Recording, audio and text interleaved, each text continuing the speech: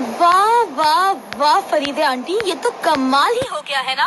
कहीं पे निगाहें और कहीं पे निशाना। वाह, हमें भी पता नहीं चलने दिया। कैसे किया आपने ये सब? लो, मैंने क्या करना था, उन्होंने मेरी खूबसूरती देखी और मुझ पे फिदा हो गए। उस दिन मुझे पता ही नहीं चला।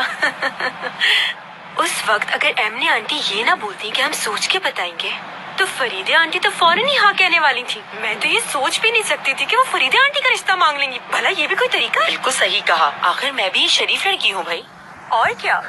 वैसे तो हमें उन्होंने सीधी सीधी ये बात कह दी है,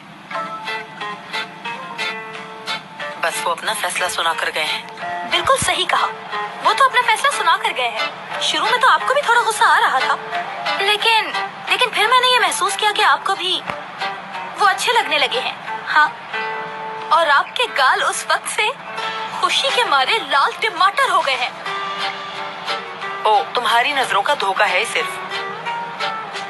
मैं इस तरह की लड़की नहीं हूँ भाई। पहले सोचूंगी, समझूंगी और फिर फैसला करूंगी, लेकिन इनकार करने की भी कोई वजह तो नहीं। ओह